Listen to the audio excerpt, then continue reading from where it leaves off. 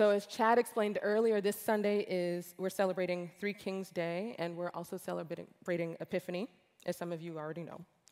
And Three Kings Day is actually celebrated on January 6th as a public holiday in a number of countries. And this is where they do their gift exchange, and the night before, the children put out 2 bowls outside their front door for the camels that the kings, or in the version I just read, that would be the magi or the wise men, may have ridden.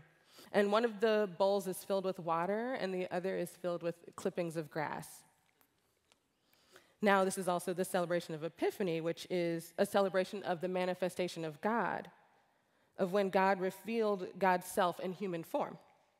And that all starts with a journey of these wise or not so wise or wise men. I'm actually not really quite sure if they're brilliant or if they're daft. I don't know. I mean, because this is toward the end of Herod's reign, and he's gotten pretty unsavory at this point. It's said that it was better to be Herod's pig than to be his wife or his son. Exactly. Okay, so you see where I'm going. Hold on just one sec. He, as a biblical scholar, Warren Carter comments in a commentary he wrote on this passage that I really enjoyed.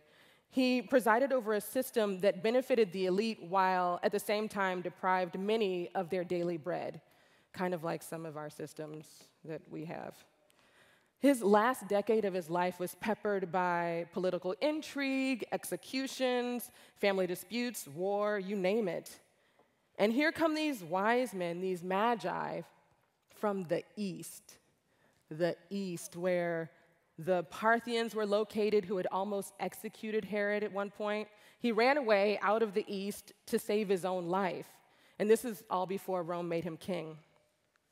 And Herod wasn't the only one with negative feelings toward the east. I mean, the entire ancient world, as Carter describes, thought of the east as both exotic and scary. So they're seen as Gentiles, as outsiders, and part of the fear then is just also plain negative ethnic bias. The ancient world struggled with some of the same tensions with which we struggle.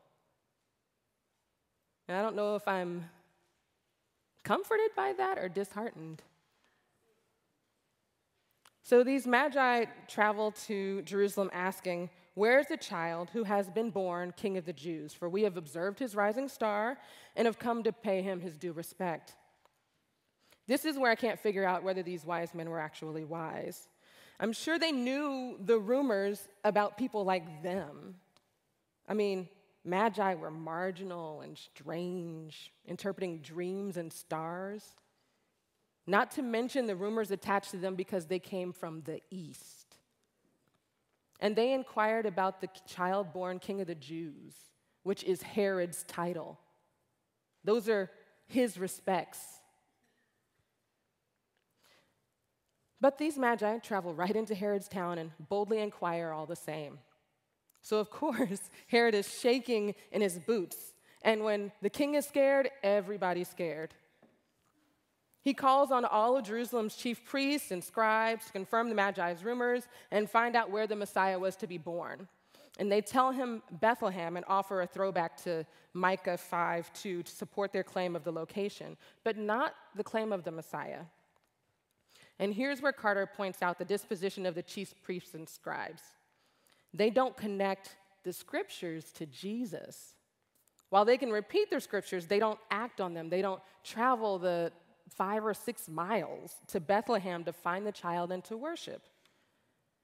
Now, though Carter thinks they just simply missed connecting the dots on this instance, I just have to disagree. I think it has more to do with knowing which side their bread is buttered on. I mean, they're talking to the king, right? It's not in their best interest to then pack up and head off to Bethlehem.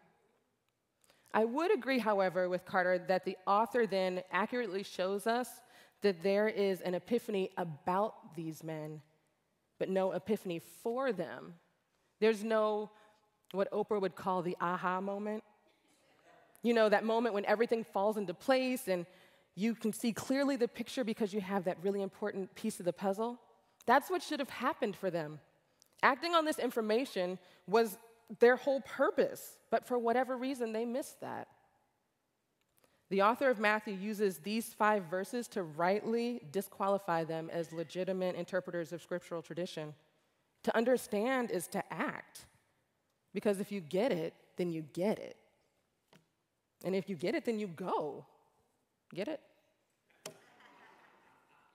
Now, the fact that this is Bethlehem is no small matter either and does not ease Herod in the least. The location would have felt threatening to Herod because this is the same location where David was anointed king back in 1 Samuel 16.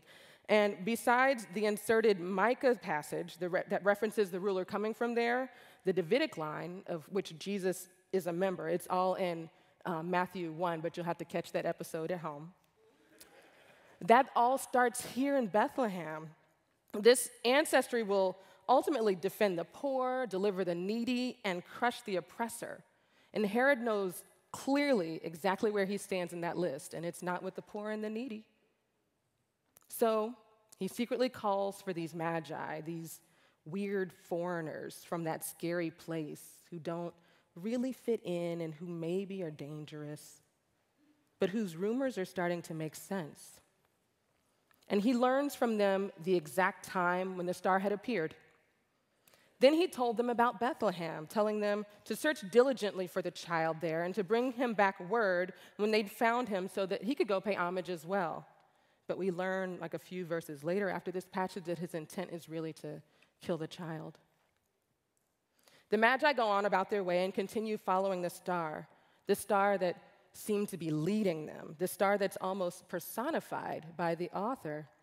It's able to lead, to go, to stop. And when the star did stop in Bethlehem over a home, the overjoyed wise men went in and paid homage to the child. They gave him 3 gifts from their treasure chest. Now, I think this is where the idea of the 3 kings came from. There were 3 gifts, and they were in a treasure chest. Kings are generally thought to have treasure chests, not astrologers or interpreters of dreams or wise men. But I don't know about the 3 part, because after spending Christmas at home in Indianapolis with my family, I wonder if it specifically has to be 3 wise men. I mean, I got 1 gift from my brother and his family, and there are 4 of them, so who knows? But after having been warned in a dream not to return to Herod, which it kind of paid off at this point to be able to interpret dreams, the wise men take another road home. Bethlehem and Jerusalem being so close, I'm sure it didn't take Herod very much time to realize that they weren't coming back, and that's when we have the slaughter of the innocents that comes right after this. And he used the timeline that he had gleaned from these magi to help figure out which children. Don't worry, there was another warning in a dream that helped Jesus, Mary, and Joseph escape in time. Now, the author is actually doing some really interesting things to make sure that his or her ancient audience doesn't miss the point throughout this passage, the point that the commentary lays right out. Epiphanies occur in unlikely places with unlikely people at unlikely times by unlikely means. Epiphany encapsulates that deep-seated longing for encounter with a gracious and life-giving God, and embraces that invitation for all people to know and make known God's life-giving purposes. In this light, epiphanies are, according to Matthew, dangerously disruptive and highly unstable experiences. They're complex and multidimensional, disturbing and inconvenient.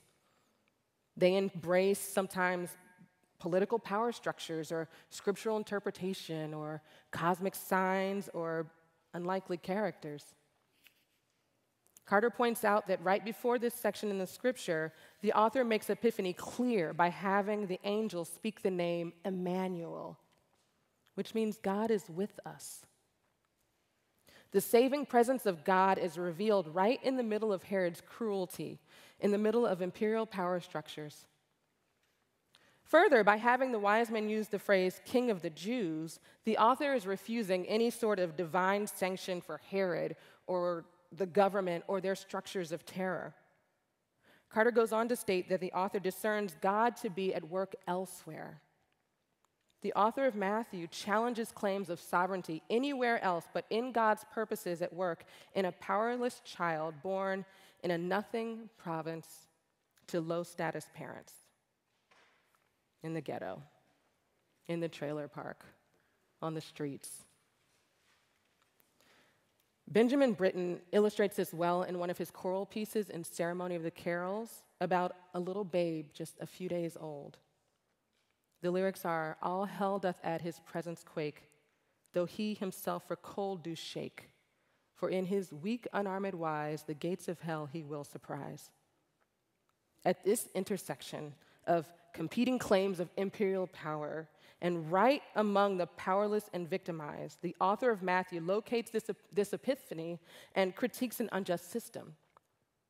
Also, the genealogy in Matthew 1 can't be overlooked. It's a long list, Carter notes, of Gentiles, of outsiders participating in God's purpose. The author of this gospel attempts to eliminate all relationships in which one group exploits or dominates another.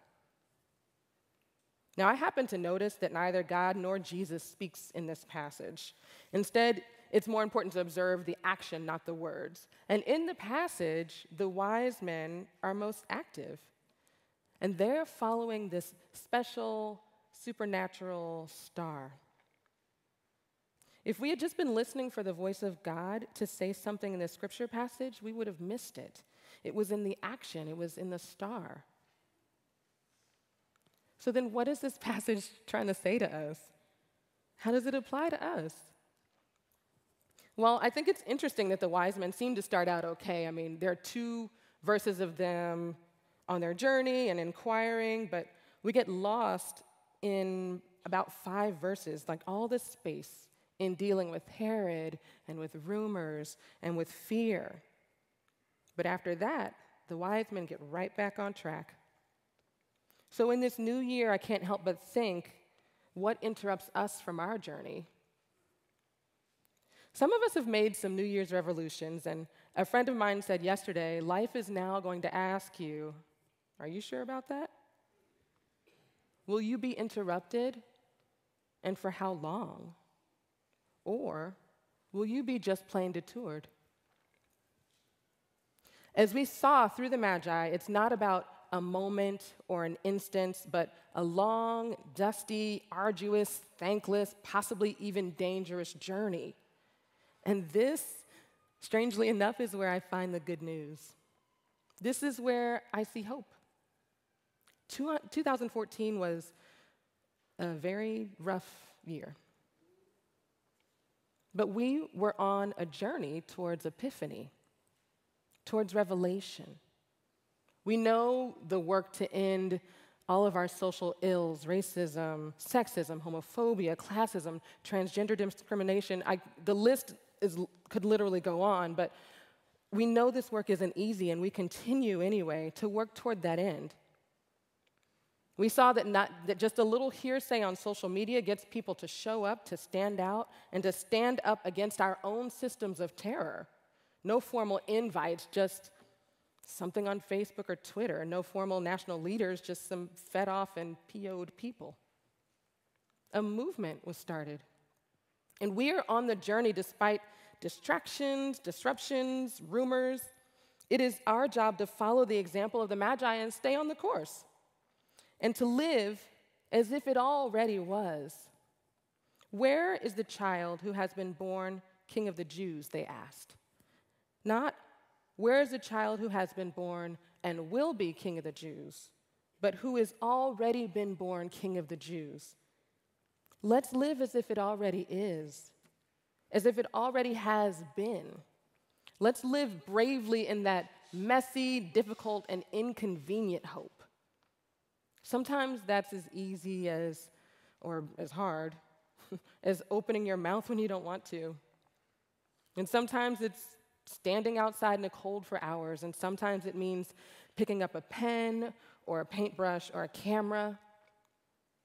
We have a chance, we've got a shot at helping create earth as it is in heaven. When we view every step of the journey as revelation, as epiphany, God is revealed for us over and over. Every day, every moment is epiphany.